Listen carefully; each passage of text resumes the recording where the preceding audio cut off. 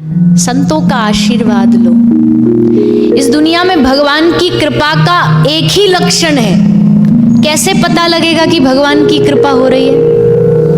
कोई थर्मामीटर नहीं बना, कोई कैलकुलेशन नहीं बना जिससे आप पता लगा सको, कोई मशीन साइंटिस्टों ने नहीं बनाई जिससे आप पता लगा सको कि भगवान की कृपा हो रही है कोई मशीन? कैसे पता लगाओगे? नहीं पता। कैसे समझोगे कृपा हो रही है?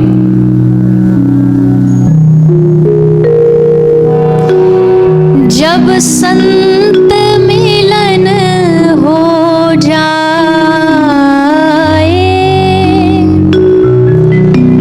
तेरी वाणी हरि गुण गाए,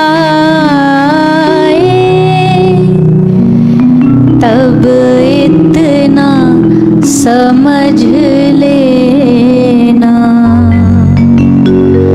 अब हरि से मिलन होगा,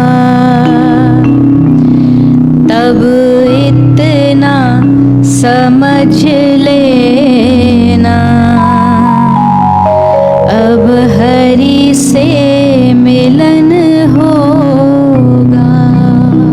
भगवान की कृपा हो रही है ये तभी पता लगेगा जब संत मिलन होता है, संत दर्शन होता है, या संत दर्शन का मन करने लग जाए। आहा, बहुत दिन हो गए कोई भारत से साधु नहीं आया, कोई संत दर्शन नहीं हो रहा आजकल, तो खाली खाली सा लगने लग जाए, तब समझना भगवान की कृपा हो रही है। क्योंकि भगवान डायरेक्ट कभी नहीं आते।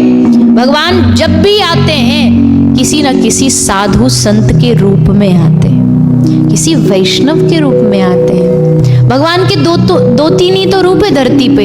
या तो कहते हैं भगवान संत रूप में, गुरु रूप में, या भगवान गौवंश रूप में, गौ माता रूप में, या भगवान हमारे जीवन में हमारे माता पिता के रूप में। इसी रूप में तो रहते हैं। इनको ना पहचान पाए फिर आप कहो भगवान आए नहीं। वो बंशी लेके, सुदर्शन लेके, त्रिशूल लेके आएगा तभी मानोगे क्या भगवान आए? वो तो किसी रूप में भी आ सकता है। एक आदमी था, भगवान पे बड़ा भरोसा करता था। एक बार उसके गांव में बाढ़, फ्लड आ गया, तो पूरा गांव पानी में बहने लगा, वो भी बहने लग गया। तो सब लोग अपनी बचाव के लिए भाग रहे थे। कोई नाव में बैठ रहा है, कोई प्लेन आया उसमें बैठ गया। तो उस व्यक्ति से कहा सबने कि तू चल, तुझे भी बचा लेंगे। बोला ना ना, मुझे तो जब भगवान आएंगे बचाने में तभी जाऊंगा। एक नाव आई, बोला आजा हाथ दे। बोले ना ना, भगवान आएंगे मैं तो तभी आऊंगा। फिर वो ऊपर से चार्टर ने उसने रस्सी डाली कि पकड़ ले, ऊपर खींच लेंगे तुझे। बोले ना, भगवान आएंगे मैं तो तभी आऊंगा। ऐसे करते करते डूब गया। तो भगवान के पास गया और जाते ही एकदम लड़ने को तैयार हो गया। बोले आप पे मैंने भरोसा किया, आपने मेरा पूरा विश्वास तोड़ दिया। आप इतनी इज्जत नहीं रख सकते थे, बचाने नहीं आ सकते थे मुझे? तो भगवान ने हंस के कहा वो जो नाव भेजी थी, वो हेलीकॉप्टर भेजा था, वो क्या तेरे बाप ने भेजा था? कोई जरूरी थोड़ी है कि मैं मुकुटी पहन के आऊं कि लो मैं आ गया आशीर्वाद देने। मैं तो किसी भी रूप में आ सकता हूं। पहचानना तो तुझे पड़ेगा। क्या संसार में आज भगवान नहीं है? ना जाने किस रूप में नारायण मिल जाए। यहाँ नारायण के अनेक रूप हैं। और तो और ये सारी दुनिया में जो मानव भी भटक रहा है ना, ये उन्हीं का तो अंश ही है। क्या पता किस रूप में ठाकुर जी किस में बैठ जाएं। कहते नहीं, उसकी जिह्वा पे एकदम सरस्वती बैठी थी उस समय। ठीक वैसी क्या पता कब कौन सी किसकी बात हमारे जीवन में भगवान का काम कर। भगवान किसी रूप में, और उसमें भी विशेषकर गुरु, साधु, ब्राह्मण, विप्रधेनु, सुर, संत हित, लीन मनुज अवतार। ठाकुर जी को ये प्रिय है। घर में आपके अभी देखो, हम कल हमारे किरीट भाई जब अपनी माता जी की बात बता रहे थे, लग रहा था कोई 14-15 साल का बच्चा अपनी माता के बारे में बता रहा हो। कितने शौक से कैसे वो खाना खाती थी। हमको गुजराती में एक आध शब्द रह गया होगा, बाकी समझ सब आ रहा था। क्यों? कितने भी बूढ़े हो जाए बालक, कितने भी वृद्ध हो जाएं, लेकिन बालकों के बालकों के लिए उनके माँ बाप और माँ बापों के लिए उनका बालक हमेशा छोटा ही रहता है, कितना भी कर ले। ये स्वभाव है सबका, क्योंकि वो भगवत स्वरूप है। उनकी श्री पुंडलीक भगवान, हमारे आचार्य जी ने पहले दिन नाम लिया था पुंडलीक भक्तिक हुए। आपने सुना कभी उनका नाम? महाराष्ट्र वाले जानते होंगे, पंढरीनाथ। जो पंढरीनाथ है ना, विठ्ठल भगवान, वो उनका रूप श्री पुंडलीक भगवान ने प्रकट किया, पुंडलीक भक्त ने प्रकट किया। एक बार ठाकुर जी उनको दर्शन देने आए थे और ये उस समय अपने पिताजी के पांव दबा रहे थे, सोई भगवान आ गए। अब या तो भगवान से मिले या सेवा छोड़े। इन्होंने सोचा पिताजी के अगर हाथ हटाए तो पिताजी जग जाएंगे, तो इन्होंने क्या किया, दबाते जा रहे। देख लिया भगवान आ रहे हैं, पर ऐसे कर लिया मुंह जानबूझ के, माने हमने देखा ही नहीं तुम आए हो। भगवान ने कहा अच्छा हमको इग्नोर कर रहा है। भगवान को सब पसंद है, पर भगवान को इग्नोरेंस नहीं पसंद है। क्योंकि भैया जिसके चाहने वाले इतने हों और इसको कोई इग्नोर कर दे तो उसे बड़ा फील होता है। मतलब हमें तो नहीं होता, पर हम एक एग्जाम्पल दे रहे हैं। अब इंडिया में कोई हमको लाखों लाइन लगा के लगता हो मिलने के लिए, और अचानक से अमेरिका में आए तो अमेरिका में हमें लाइन में डांट करके पीछे कर दिया जाए, हटो पीछे, तो हमें लगेगा अरे तुम जानते हो हम कौन है, तुम्हें पता हम कौन है। और उसमें कोई भारत का आदमी आ जाए और वो आकर अरे आप एक सेल्फी ले लें, तो हम उसकी तरफ देखेंगे, देखा देखा हमें जानता है, हमारी पहचान है। तो बहुत ज्यादा जिसके चाहने वाले हो ना, उसको इग्नोरेंस ज्यादा पसंद नहीं आएगी। ठाकुर जी के कितने चाहने वाले, और इनको कोई इग्नोर कर दे तो इनको बड़ी इंसल्टिंग फील होता है, पर ये चुप रहे। कुछ बोलने को हुए तो तुरंत इन्होंने आवाज ऐसे उंगली रख दी मुंह पे, बोलो नहीं पिताजी जग जाएंगे, डिस्टर्ब हो जाएंगे। ठाकुर जी चुप। अब बेचारे ऐसे वेट कर रहे हैं, उनको कह दिया रुको, इशारे से रुको, ये कर लेते फिर आते, खड़े रहो। अब खड़े हैं बेचारे, खड़े खड़े थक गए। तो जब थक जाता है आदमी खड़े खड़े, तो कैसे खड़ा होता है? हाय कितनी और देर लगाएगा पता नहीं। ऐसे करके विट्ठल भगवान खड़े हो गए। वही विट्ठल भगवान का रूप है आज, ऐसे थके खड़े हैं।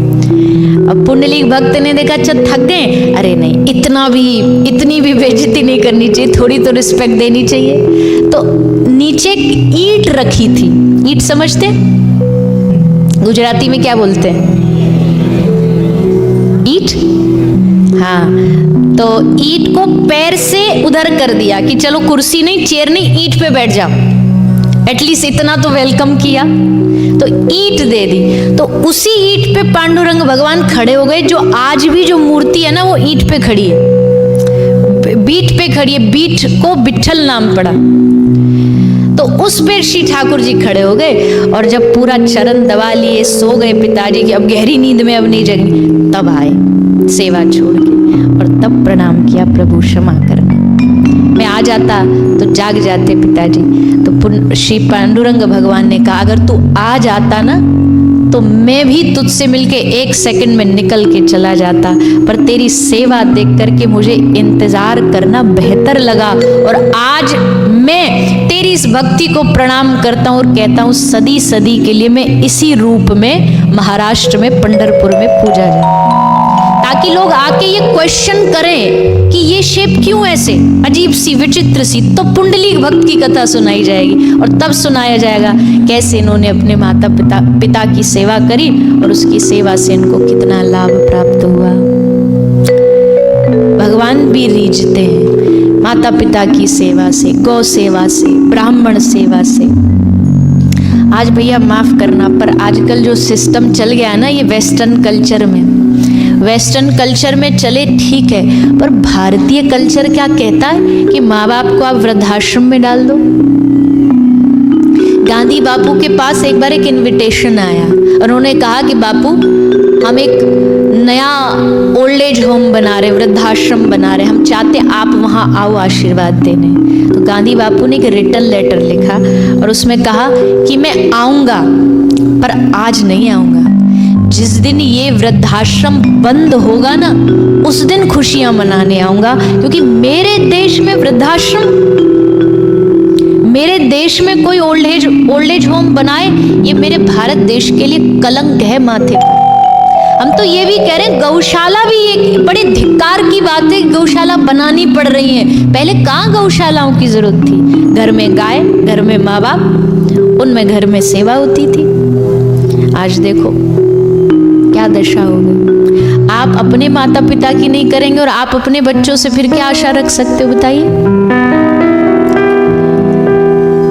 कौन क्या कर रहा हमें फर्क नहीं पड़ता, पर हमें अपने सनातन धर्मियों को तो कम से कम समझना चाहिए कि नहीं, ये हमारे लिए इन्होंने जीवन दिया, सब किया, हम कम से कम इतना तो कर ही सकते हैं।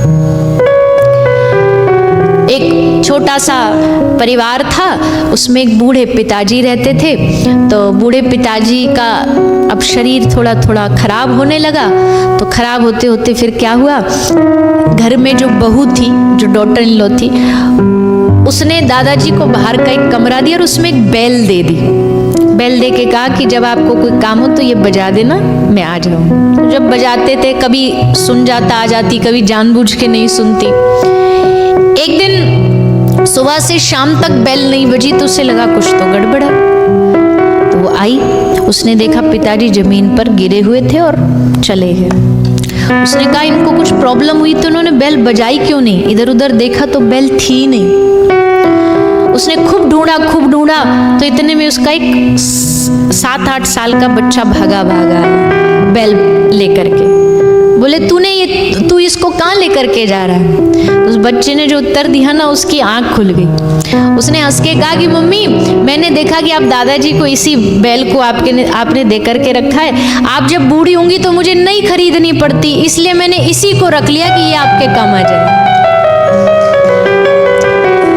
अब बच्चे तो देख के करते हैं ना, बच्चों को कोई शिक्षा थोड़ी देनी पड़ती है, देख करके करते हैं। तो इसीलिए हमें ये प्रयास करना, हमें बड़ी खुशी हुई इस बात को देख करके कि आप कुछ परिवार खूब ऐसे हैं, अभी भी हैं, हम मना नहीं कर रहे। हम कितने परिवारों में जाते हैं, यहाँ भी पूरा परिवार सेवा करता है, खूब ध्यान रखते हैं। हाँ, ये हमें भी पता है, ये देश ऐसा है, यहाँ पर सस्टेन करना, जॉब करो, बिजनेस करो, काम करो, भागो दौड़ो, घर का काम करो। हम तो आप लोग को प्रणाम करते हैं कि आप इतनी मेहनत कर लेते हो।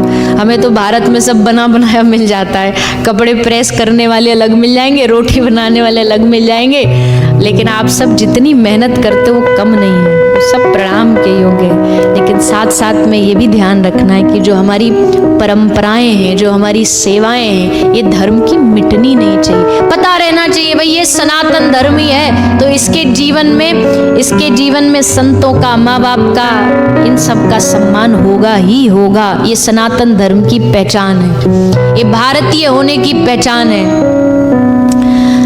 अपनी भारतीयता को नहीं खोना है, हमें कुछ भी हो जाए, क्योंकि सब कुछ मिल जाएगा, लेकिन ये जो संस्कृति है ना भारत की, वो दुनिया में आपको कहीं भी प्राप्त नहीं होने वाली। आप तो इस देश में रहते हो, देख लो भारत जैसी संस्कृति किसके पास है? प्रणाम का देश है, हाथ जोड़ने का देश है। बड़ा है तो आप है, छोटा है तो तुम है, चाची है, फुई है, मौसी है, काकी है, अब यहाँ तो अंकल आंटी सब एक ही है। समझ ही नहीं आते इनमें मामा कौन है, मामी कौन है।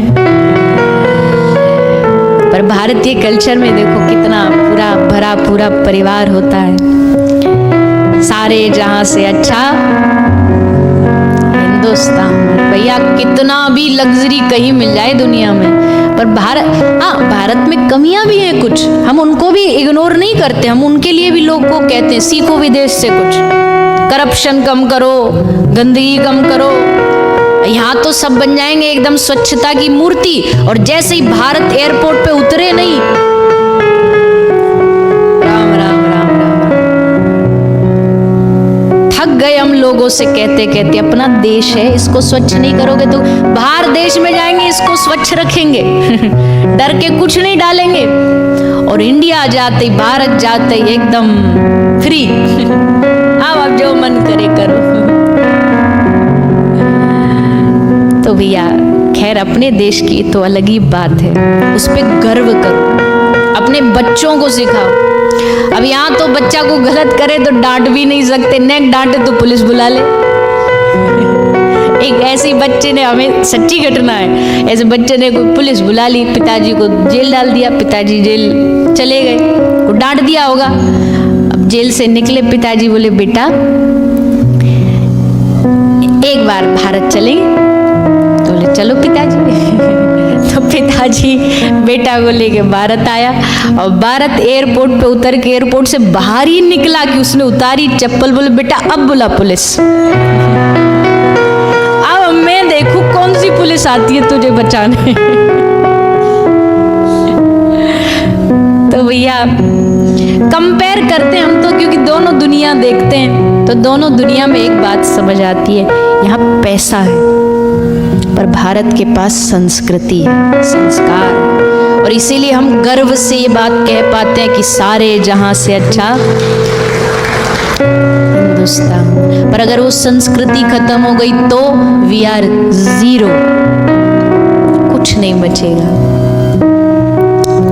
भारत की पहचान को बचाए रखना, ये मंदिर, ये इतनी मेहनत क्यों करी जाती है बताइए? क्या जरूरत है इस देश में आगे मंदिर बनाने की?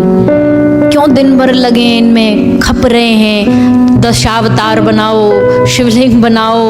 आपको क्या लगता है कम टेंशन का काम है?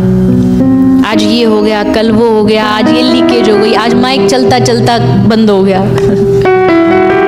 कितनी परेशानियां, पर संस्कृति नहीं रुकनी चाहिए। बच्चों को पता होना चाहिए। क्रिकेट ग्राउंड बनाया है ताकि यहाँ बच्चे खेलने के ही बहाने से आए, कम से कम आए तो आकर के देखें।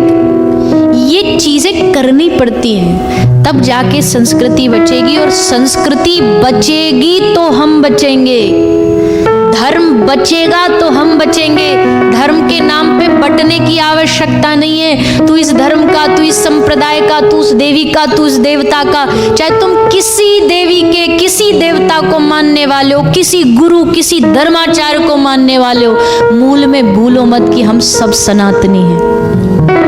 हम सब सनातन धर्म के हैं। हमारे माँ बाप अलग हो सकते हैं, हमारा वंश खानदान अलग हो सकता है, पर हमारा मूल एक ही है, हमारा मूल धर्म एक ही है। लड़ने की बटने की आवश्यकता, मेरा भगवान मंदिर में नहीं आया तो कल से मैं मंदिर नहीं आऊंगा, मेरे वाले आराध्य की मूर्ति नहीं आई तो हम नहीं आएंगे। इससे धर्म टूटेगा। धर्म के नाम पे काहे का झगड़ा? हाँ, मेरा जिससे प्यार है, चाहे यहाँ करोड़ों भी मूर्ति रखी रहेंगी, पर मेरा प्रेम अगर मेरे ठाकुर जी से है तो मेरा मन वहां लगा रहेगा, ये स्वाभाविक है। पर इसका मतलब ये नहीं कि दूसरों से भेदभाव करो। बड़ा अजीब, लोगों में इतनी, पॉलिटिक्स में इतना झगड़ा नहीं है जितना आजकल धर्म में झगड़ा हो गया। गुरु गुरु से लड़ रहा है, और गुरु गुरु आपस में नहीं लड़ते, ज्यादातर गुरुओं के चेला आपस में लड़ते हैं गुरुओं के नाम पे। और ये कंडीशन कुछ वैसी है जैसे एक गुरुजी को दो शिष्य, दो बोले गुरुजी हम आपके पांव दबाएंगे, गुरु बोले बेटा एक ही दबा सकता है। लड़ पड़े तो गुरु ने कहा लो मैं आपको एक सोल्यूशन देता हूँ, राइट तू दबा ले, लेफ्ट तू दबा ले। बोला ठीक है। अब एक राइट दबा रहा है, एक लेफ्ट दबा रहा है, दबाते दबाते गलती से लेफ्ट वाला पैर राइट को टच हो गया, और जैसे राइट को टच हुआ राइट वाले ने डंडा लिया और लेफ्ट को मारना चालू किया। मेरे पैर को छू रहा है और मार रहे हैं। अरे तुम मारोगे तो कष्ट तो गुरु को ही होगा, चाहे तुम इस धर्म को नुकसान पहुंचाओ, उस संप्रदाय को नुकसान तो सनातन धर्म का होगा।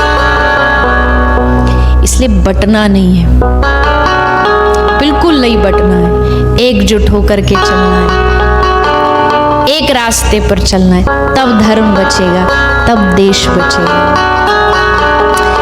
खैर मुझसे ज्यादा समझदार हो आप लोग, आप जानते हैं कि हमारे चैनल को सब्सक्राइब करें और जुड़े रहें